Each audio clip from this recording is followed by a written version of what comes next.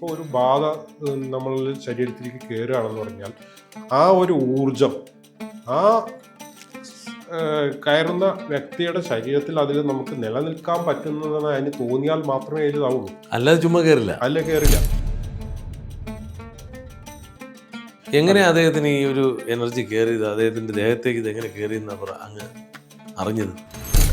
അത് meditation practice ചെയ്യുന്ന ഒരു വ്യക്തിയാണ്, അല്ലെങ്കിൽ കുറേ യോഗ ചെയ്യുന്ന വ്യക്തിയാണ്, അല്ലെങ്കിൽ സ്ഥിരമായിട്ടുള്ള കുറേ സാധന ചെയ്യുന്ന വ്യക്തിയാണ്. അദ്ദേഹത്തിന് ഒരു ഔട്ടർ ഓറയുണ്ട്. ബാധ ഏറ്റിരിക്കുന്ന ഒരു വ്യക്തി നമ്മുടെ ഓഫീസിലേക്കോ നമ്മുടെ ഹീലിംഗ് സെൻറ്ററിലേക്കോ പ്രവേശിക്കുന്ന സമയത്ത് നമ്മളവിടെ ഒരു പച്ചക്കർപ്പൂരം വെക്കുകയാണ്, അല്ലെങ്കിൽ കുറച്ച് ഉപ്പ് വെക്കുകയാണ്. അങ്ങനെ വെക്കുന്ന സമയത്ത് ഇതിനൊക്കെ എന്താണെന്ന് വെച്ചാൽ ആ ഇരിക്കുന്ന നെഗറ്റീവ് എനർജി അട്രാക്ട് ചെയ്തിട്ട് അതിലേക്ക് പിടിച്ച് വലിച്ചെടുക്കാനുള്ള കഴിവുണ്ട്.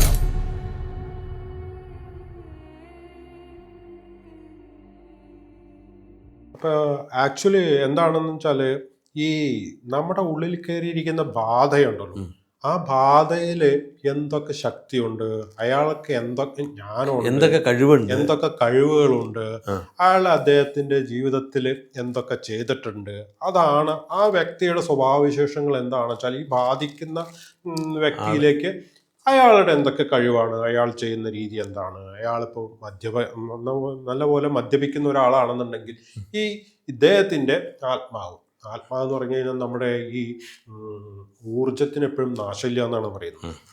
നാശമില്ലാത്ത ഒരു ഊർജമാണ്. അപ്പോൾ നമ്മുടെ ഒരു ബോഡി, അതായത് നമ്മുടെ ശരീരം നഷ്ടപ്പെടുമ്പോൾ നമ്മുടെ ഉള്ള ആത്മാവുണ്ടല്ലോ, അല്ലെങ്കിൽ നമ്മുടെ ആത്മാവിൽ അന്തർലീനമായിട്ടിരിക്കുന്ന ഊർജം ശക്തി ആ ഊർജത്തിന് പറ്റുന്ന ഒരു ബോഡിയിലേക്ക് പ്രവേശിക്കുകയാണ് സാധാരണ ചെയ്യുന്നത്. അപ്പോൾ ഒരിക്കലും ആ ഊർജത്തിന് നാശം സംഭവിക്കുന്നില്ല, ആത്മാവ് നശിക്കുന്നില്ല.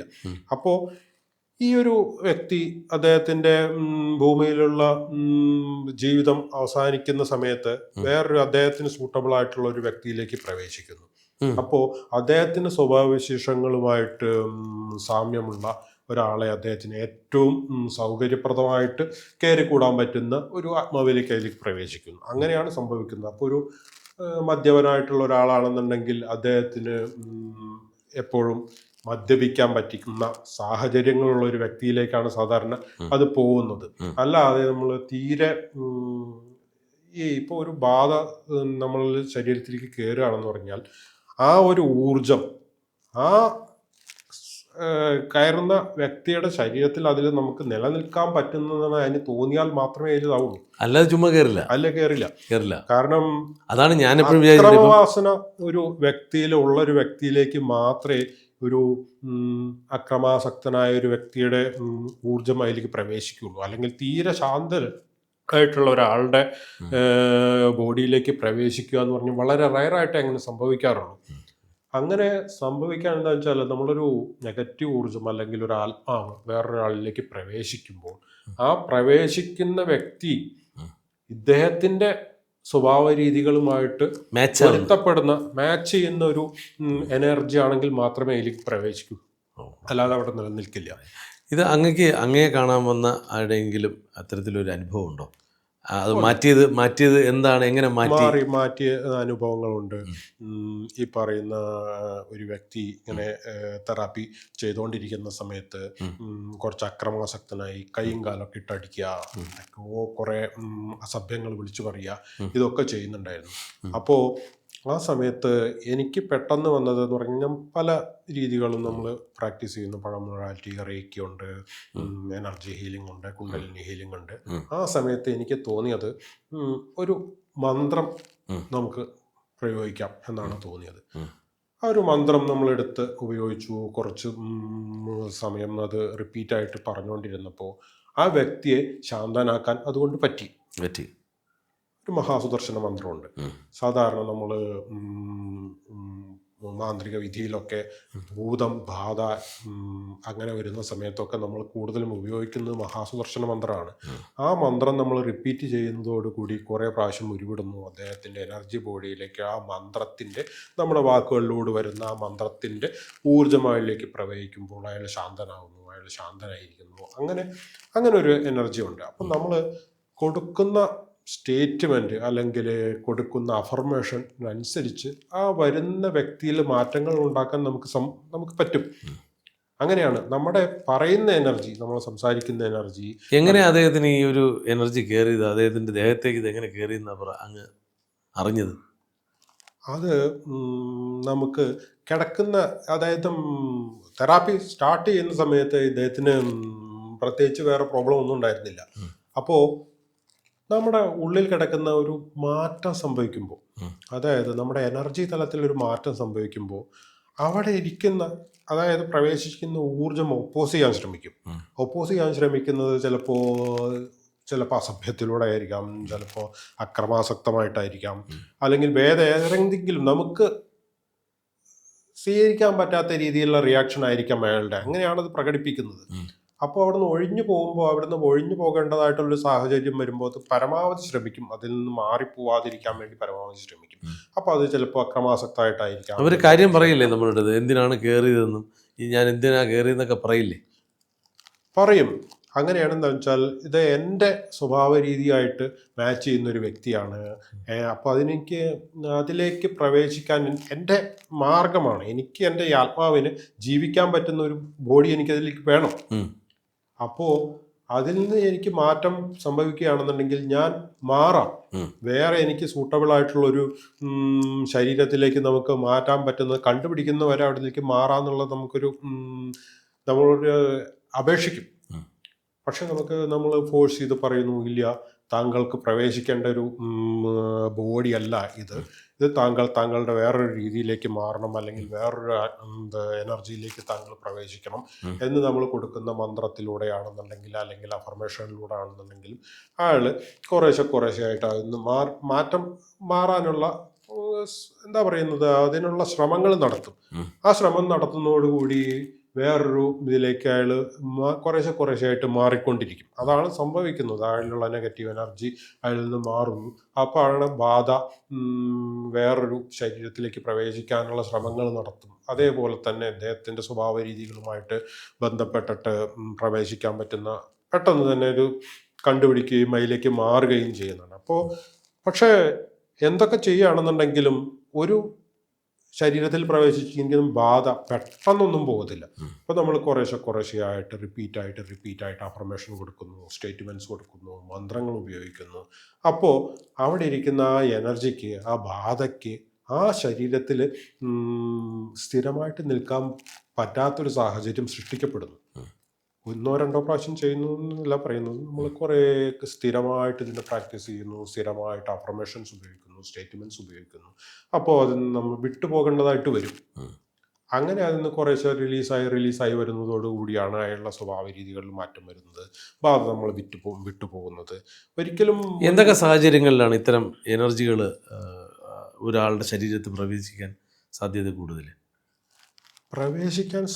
കൂടുതൽ എന്ന് പറഞ്ഞു കഴിഞ്ഞാൽ, ദൗർബല്യമുള്ള ശരീരങ്ങൾ, അതായത് ശക്തി വളരെ കുറഞ്ഞ ആൾക്കാരിലാണ് നമുക്ക് വേറൊരു എനർജി വേറൊരു ശരീരത്തിൽ പ്രവേശിക്കണം വെച്ചാൽ അദ്ദേഹം മാനസികമായിട്ട് വളരെ വീക്കായിട്ടുള്ള ആളാണെന്നുണ്ടെങ്കിൽ മാത്രമേ അതിലേക്ക് പ്രവേശിക്കാൻ പറ്റുള്ളൂ. അങ്ങനെയുള്ളൊരു ബോഡിയിലേക്ക് മാത്രമേ വേറൊരു എനർജിക്ക് പ്രവേശിക്കാൻ പറ്റൂ. അയാളുടെ മെഡിറ്റേഷൻ പ്രാക്ടീസ് ചെയ്യുന്ന ഒരു വ്യക്തിയാണ്, അല്ലെങ്കിൽ കുറേ യോഗ ചെയ്യുന്ന വ്യക്തിയാണ്, അല്ലെങ്കിൽ സ്ഥിരമായിട്ടുള്ള കുറേ സാധന ചെയ്യുന്ന വ്യക്തിയാണ്. അദ്ദേഹത്തിന് ഒരു ഔട്ടർ ഓറയുണ്ട്. ആ ഓറയിലേക്ക് പ്രവേശിക്കണം എന്നുണ്ടെന്നുണ്ടെങ്കിൽ സാധാരണപ്പെട്ട ഒരു എനർജിക്കൊന്നും പ്രവേശിക്കാൻ പറ്റില്ല. ഇതൊന്നും ചെയ്യാത്ത കുറേ കുറേ ദുശീലങ്ങളായിട്ട് ബന്ധപ്പെട്ടിട്ട് മദ്യപാനം, പുകവലി, അല്ലെങ്കിൽ സെക്സുമായി ബന്ധപ്പെട്ടിട്ടുള്ള ഇതിലൊക്കെ ചിന്താഗതിയുമായിട്ട് നടക്കുന്ന ആൾക്കാരിലേക്കൊക്കെ പെട്ടെന്ന് പ്രവേശിക്കാൻ പറ്റും. അല്ലെങ്കിൽ കുറേ സാധന ചെയ്യുന്നു, അല്ലെങ്കിൽ സാത്വികമായിട്ടുള്ള കുറേ കർമ്മങ്ങൾ ചെയ്യുന്നു, കുറേ ചാരിറ്റി ചെയ്യുന്നു. അങ്ങനെയുള്ള ആൾക്കാർ ശരീരത്തിലൊന്നും പെട്ടെന്ന് പ്രവേശിക്കാൻ പറ്റില്ല. കാരണം അവർക്കൊരു വളരെ ശക്തമായിരിക്കും. അപ്പോൾ ഇത്തരം എനർജികളെ ഹീൽ ചെയ്യുമ്പോൾ ഇപ്പം കയറുന്ന എങ്ങനെയാണെന്ന് പറഞ്ഞു, മാറ്റുന്നതും പറഞ്ഞു, അങ്ങക്ക് എന്തെങ്കിലും ബുദ്ധിമുട്ടുണ്ടായിട്ടുണ്ടോ? സാറിന് എങ്ങനെയാണ് അത് ബാധിച്ചത്? എനിക്ക് ഇത് തെറാപ്പി ചെയ്യുന്ന സമയത്ത് തലയ്ക്കകത്തൊക്കെ കുറച്ചൊരു ഭാരം വരാറുണ്ട്, അല്ലെങ്കിൽ കൈക്കൊരു ഫ്ലെക്സിബിൾ അല്ലാത്തൊരവസ്ഥ വരാറുണ്ട്, അല്ലെങ്കിൽ ബോഡിയിൽ നമുക്ക് ഒരുപാട് ദാഹം അനുഭവപ്പെടുക, അല്ലെങ്കിൽ വീക്ക്നെസ് അനുഭവപ്പെടുക. ആ രീതിയിലാണ് നമ്മളെ ബാധിക്കാറ് സാധാരണ. അങ്ങനെ ഈ സ്പെസിഫിക് ആയിട്ട് പെട്ടെന്ന് ഒരു മാറ്റം വന്ന എന്തെങ്കിലും ഒരു അനുഭവം പറയാനുണ്ടോ? ഉണ്ട്. ബോഡിയിലേക്ക് നമുക്ക് തലയ്ക്കകത്തൊരു ഭാരം വരികയാണ്. സാധാരണ എന്നെ ബാധിക്കുന്നത് അങ്ങനെയാണ്. എന്തെങ്കിലും ഒരു ചെറിയൊരു നെഗറ്റീവ് എനർജി ബാധിക്കുന്നുണ്ടെങ്കിൽ എനിക്ക് തലയ്ക്കകത്തൊരു ഭാരം വരും, പെട്ടെന്ന് ഒരു ക്ഷീണം അനുഭവപ്പെടും. അങ്ങനെയൊക്കെയാണ് സാധാരണ സംഭവിക്കാറുള്ളത്. പിന്നെ ഒരിക്കലൊരു നമ്മൾ ഒരു സ്പൈനിൻ്റെ സർജറി ചെയ്തിട്ടുള്ള ഒരു വ്യക്തിക്ക് തെറാപ്പി ചെയ്യണ്ടായി. അപ്പോൾ തെറാപ്പി ചെയ്യുന്ന സമയത്ത് അദ്ദേഹത്തിന് മുട്ടുവേദനയുണ്ട്. മുട്ടിൻ്റെ ചിരട്ടയൊക്കെ മാറ്റി വെച്ചിട്ടുള്ളതാണ്. നടക്കാൻ പറ്റില്ലായിരുന്നു. ഒരു 4 മാസത്തോളമായിട്ട് അദ്ദേഹം പൂർണ്ണമായിട്ട് റെസ്റ്റായിരുന്നു. അപ്പോൾ ഒരു 4 പ്രാവശ്യം ഞാൻ എൻ്റെ ആക്സസിൻ്റെ തെറാപ്പി ചെയ്ത് കൊടുത്തിട്ടുണ്ടായിരുന്നു. അപ്പോൾ ഒരു 3-ാമത്തെ പ്രാവശ്യം ചെയ്യുന്ന സമയത്ത് അദ്ദേഹം പോയി. അദ്ദേഹത്തിന് പോയതിന് ശേഷം എനിക്ക് മുട്ടിനൊരു വേദനയായിട്ടുള്ളൊരു അനുഭവം ഉണ്ടായി. അദ്ദേഹത്തിന് എന്താ പ്രോബ്ലം ഉണ്ടായിരുന്നത്, അതിൻ്റെ ചെറിയൊരു ഭാഗം എനിക്ക് ഭയങ്കര മുട്ട് അനക്കാൻ പറ്റാത്ത ഒരു അനുഭവം ഉണ്ടായിരുന്നു. അത് നമ്മൾ വീണ്ടും ഒരു ആക്സസിൻ്റെ സെൽഫ് ഹീലിംഗ് നമ്മൾ വരുന്നുണ്ട്. സ്വയം പ്രാക്ടീസ് ചെയ്യുന്ന ഒരു കുറച്ച് സ്റ്റെപ്സ് ഉണ്ട്. അത് ചെയ്തതോടുകൂടി ഇതിന് വേദനയ്ക്കൊക്കെ മാറ്റം സംഭവിച്ചു. സാധാരണ ഇത്തരം നമ്മൾ ഇങ്ങനെ ഒരു എനർജി ഹീൽ ചെയ്യുമ്പോഴും ഇല്ലെങ്കിൽ ഇത്തരത്തിലുള്ള ഈ വാത ഒഴിപ്പിക്കലൊക്കെ ചെയ്യുമ്പോൾ ഈ ബന്ധനം പോലുള്ള ശരീരബന്ധനവും ഒക്കെ ചെയ്യാറുണ്ട്. നമ്മൾ സെൽഫ് പ്രൊട്ടക്ഷൻ ചെയ്യാറുണ്ട്. സെൽഫ് പ്രൊട്ടക്ഷൻ ഉണ്ട്, പൂജകൾക്കും ഉണ്ട്. അത് സെൽഫ് പ്രൊട്ടക്ഷൻ ഉണ്ട്. അത് നമുക്ക് മന്ത്ര പ്രൊട്ടക്ഷൻ വേണമെന്ന് പറയാം, ഏഞ്ചൽ പ്രൊട്ടക്ഷൻ ഉണ്ട്, അല്ലെങ്കിൽ സിംബൽസ് നമ്മൾ ഉപയോഗിക്കുന്ന എന്തൊക്കെ ചെയ്തിട്ടും എന്നാലും ഇതിന്റെ ഒരു ഭാഗം ചെറിയൊരു ഭാഗം നമുക്ക് കിട്ടും. ഇല്ലാന്ന് നമുക്ക് പറയാൻ പറ്റും. ഇതെങ്ങനെ നമ്മളിത് എങ്ങനെ ഇത് തരണം ചെയ്ത് കാലം കഴിഞ്ഞ് പോകുമ്പോൾ നമുക്കിത് നമ്മുടെ ശരീരത്തിൽ ഇല്ല, അത് നമ്മൾ ഒരുപാട് സമയത്തേക്കായിട്ട് നമ്മളത് ബാധിക്കുന്നില്ല. ഒരു കുറച്ച് സമയത്തേക്ക് മാത്രം അത് നമ്മൾ റെഗുലർ പ്രാക്ടീസ് ചെയ്യുന്നു, സെൽഫ് ഹീലിംഗ് ചെയ്യുന്നു, നമ്മുടെ സാധന ചെയ്യുന്നു, അല്ലെങ്കിൽ നമ്മൾ പ്രാണായാമം ചെയ്യുന്നു, അല്ലെങ്കിൽ ഇതെല്ലാം ചെയ്യുന്ന സമയത്ത് നമ്മളെ ബാധിച്ചിരിക്കുന്ന ഒരു 1-2 ദിവസം അല്ലെങ്കിൽ കുറച്ച് മണിക്കൂറുകൾക്കുള്ളിൽ അത് മാറ്റം സംഭവിക്കാറുണ്ട്. അങ്ങനെ മാറിപ്പോവാറുണ്ട്. അത് പെർമനന്റ് ആയിട്ട് അങ്ങനെ ഇരിക്കാറില്ല, ഒരിക്കലും അങ്ങനെ സംഭവിക്കാറില്ല. പക്ഷേ നമ്മൾ സ്ഥിരമായിട്ടുള്ള നമ്മുടെ സെൽഫ് ഹീലിംഗ്, നമ്മുടെ സാധനകൾ, അത് മുടക്കം സംഭവിച്ചിട്ട് നമ്മൾ അത് ചെയ്യാതെ നമ്മൾ ഹീൽ ചെയ്യുന്ന സമയത്താണെന്നുണ്ടെങ്കിൽ നമ്മളത് സ്ഥിരമായിട്ട് ബാധിക്കാറുണ്ട്. അപ്പോൾ ഏറ്റവും പ്രധാനം എന്തെന്ന് പറഞ്ഞു കഴിഞ്ഞാൽ നമ്മുടെ സാധനകൾ അല്ലെങ്കിൽ സെൽഫ് പ്രാക്ടീസുകൾ, അതായിട്ടുള്ള ബന്ധപ്പെട്ടിട്ടുള്ള കാര്യങ്ങളൊന്നും മുടക്കമില്ലാണ്ട് നമ്മൾ ചെയ്യുന്ന ഒരു വ്യക്തിക്ക് സാധാരണ നെഗറ്റീവ് ബാധകളൊന്നും ഉണ്ടാവാറില്ല. അത് കറക്റ്റായിട്ട് നമ്മൾ പരിപാലിച്ചു കൊണ്ടുപോകുന്ന ഒരാൾക്ക് ഇങ്ങനെയൊന്നും സംഭവിക്കാറില്ല. നമ്മൾ ഏതെങ്കിലും ഒരു ദിവസം ഇപ്പം നമ്മൾ ഹീൽ ചെയ്യുന്ന ദിവസം നമ്മൾ പ്രാക്ടീസ് ചെയ്യാൻ എന്തെങ്കിലും ഒരു യാത്രയിലാണ്, അല്ലെങ്കിൽ വേറെ എവിടെയെങ്കിലും നമ്മൾ വീട് വിട്ടിട്ട് വേറെങ്കിലും നമുക്ക് പ്രാക്ടീസ് ചെയ്യാൻ പറ്റാത്ത ഒരു സന്ദർഭത്തിൽ, അങ്ങനെയുള്ള സന്ദർഭങ്ങളിലാണ് കൂടുതലും ബാധ നമ്മളെ ബാധിക്കാറുള്ളത്. ബാധ അല്ലെങ്കിൽ നെഗറ്റീവ് എനർജി അല്ലെങ്കിൽ അതിൻ്റെ ഒരു ചെറിയൊരു ഭാഗം നമ്മളെ ബാധിക്കുന്നു വെച്ചാൽ നമ്മൾ ചെയ്യേണ്ടതായിട്ടുള്ള നമ്മുടെ റെഗുലർ പ്രാക്ടീസുകൾ മുടക്കം വരുന്ന ദിവസങ്ങളിലാണ് സാധാരണ നമ്മളൊരു യാത്രയാണെന്നുണ്ടെങ്കിൽ ഒരു ട്രെയിനിൽ ഇരുന്ന് യാത്ര ചെയ്യാണ്, അല്ലെങ്കിൽ നമുക്ക് തുറന്ന് പ്രാക്ടീസ് ചെയ്യാൻ പറ്റാത്ത സാഹചര്യങ്ങളിലാണ് എന്നുണ്ടെങ്കിൽ അതിനുശേഷം നമ്മൾ ഒരാളെ ഹീൽ ചെയ്യുകയാണെങ്കിൽ അല്ലെങ്കിൽ തെറാപ്പി ചെയ്യുകയാണ്, ആ സമയത്ത് അയാളിലുള്ള ചെറിയ നെഗറ്റീവ് നമ്മളെ ബാധിക്കാറുണ്ട്. അത് നമ്മൾ വീട്ടിലെത്തി അല്ലെങ്കിൽ നമുക്ക് സൗകര്യമുള്ള സമയത്ത് നമ്മൾ സെൽഫ് ഹീൽ ചെയ്യുന്നു. അല്ലെങ്കിൽ ഈ ചിലർ പറയാറുണ്ട് നമുക്ക് ഉപ്പ് വെള്ളത്തിൽ കുളിച്ചാൽ കുറെ ക്ലിയർ ആവും എന്ന് പറഞ്ഞു. ഉപ്പിന് അങ്ങനെ ഒരു കഴിവുണ്ട്. ഉപ്പ്, നമ്മുടെ ചെറുനാരങ്ങയുടെ നീരിട്ടിട്ടുള്ള വെള്ളം, ഇതുകൊണ്ട് നമുക്ക് നെഗറ്റീവ് എനർജിയെ റിലീസ് ചെയ്യാൻ ഉപ്പിനൊരു പ്രത്യേക കഴിവുണ്ട്. അതേപോലെ ചെറുനാരങ്ങ, പച്ചക്കർപ്പൂരം, ഇതൊക്കെ നമ്മൾ യൂസ് ചെയ്യുന്ന സമയത്ത് നമ്മളൊരു വ്യക്തി ബാധ ഏറ്റിരിക്കുന്ന ഒരു വ്യക്തി നമ്മുടെ ഓഫീസിലേക്കോ നമ്മുടെ ഹീലിംഗ് സെൻറ്ററിലേക്കോ പ്രവേശിക്കുന്ന സമയത്ത് നമ്മളവിടെ ഒരു പച്ചക്കർപ്പൂരം വെക്കുകയാണ്, അല്ലെങ്കിൽ കുറച്ച് ഉപ്പ് വെക്കുകയാണ്. അങ്ങനെ വെക്കുന്ന സമയത്ത് ഇതിനൊക്കെ എന്താണെന്ന് വെച്ചാൽ ആ ഇരിക്കുന്ന നെഗറ്റീവ് എനർജിയെ അട്രാക്ട് ചെയ്തിട്ട് അതിലേക്ക് പിടിച്ച് വലിച്ചെടുക്കാനുള്ള കഴിവുണ്ട്. അപ്പോൾ ആ വരുന്ന നെഗറ്റീവ് എനർജിയെ റെഡ്യൂസ് ചെയ്യാനുള്ള കഴിവുണ്ട്. അതിനാണ് നമ്മളിപ്പോൾ ഒരു ഹീൽ ചെയ്തതിന് ശേഷം നമ്മൾ ഉപ്പ് വെള്ളത്തിൽ കൈകഴുകുന്നു, അല്ലെങ്കിൽ നമുക്ക് എന്തെങ്കിലും ക്ഷീണം അനുഭവപ്പെടുന്ന സമയത്ത് കുറച്ച് ഉപ്പ് കലക്കിയ വെള്ളത്തിൽ നമ്മൾ കാലിറക്കി വെക്കുന്നു. അപ്പോൾ നമ്മുടെ എനർജി ലെവൽ കൂടുതൽ മാറുന്നു. നെഗറ്റീവ് എനർജി റിലീസായി പോകുന്നതോടുകൂടി നമ്മുടെ നോർമലായിട്ടുള്ള എനർജി നമ്മളിലേക്ക് വർദ്ധിക്കുന്നു. അങ്ങനെ ചില കുറച്ച് പ്രാകൃതികമായിട്ടുള്ള കുറച്ച് വസ്തുക്കളിൽ നെഗറ്റീവ് എനർജി റിലീസ് ചെയ്യാനുള്ള കഴിവുണ്ട്. അപ്പോൾ അത് നമ്മൾ ഉപയോഗിക്കുമ്പോൾ നമ്മൾ സാധാരണ ഹീലിംഗ് ഒക്കെ ചെയ്യുമ്പോൾ നമ്മൾ ഉപ്പുവെള്ളത്തിൽ കൈ കഴുകാറുണ്ട്. അല്ലെങ്കിൽ ഉപ്പുവെള്ളത്തിൽ കിട്ടാൻ സൗകര്യമില്ലാത്ത സ്ഥലങ്ങളാണെന്നുണ്ടെങ്കിൽ നമ്മൾ ഒരു 1-2 നാരങ്ങ കൊണ്ടുപോയിട്ട് അത് കട്ട് ചെയ്തിട്ട് അത് നമ്മുടെ കയ്യിൽ റബ്ബ് ചെയ്യുന്ന സമയത്ത് കുറേ നെഗറ്റീവ് എനർജി നമ്മളിൽ നിന്ന് വിട്ടു പോകാറുണ്ട്.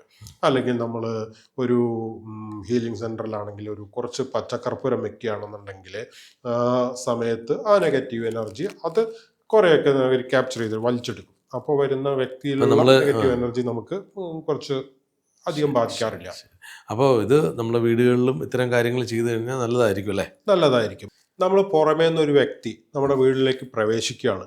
അപ്പോൾ ആ പ്രവേശിക്കുന്ന നമ്മുടെ സിറ്റ് ഔട്ടിനകത്ത് ഈ വരുന്ന വ്യക്തി കാണുന്ന രീതിയിൽ കുറച്ച് പച്ചക്കർപ്പൂരം വെക്കുക, അല്ലെങ്കിൽ കുറച്ച് വെള്ളത്തിൽ കുറച്ചൊരു ഒരു ചെറുനാരങ്ങ ഇട്ട് വെക്കുക, അല്ലെങ്കിൽ നമ്മൾ പ്രവേശിക്കുന്ന വാതിലിൻ്റെ മുമ്പിൽ നമ്മുടെ പച്ചമുളക് ഉണ്ടല്ലോ, പച്ചമുളക്, നാരങ്ങ, ഇത് 2-3 ഒരു ചെറിയ നൂലിനകത്ത് കെട്ടിത്തൂക്കുക.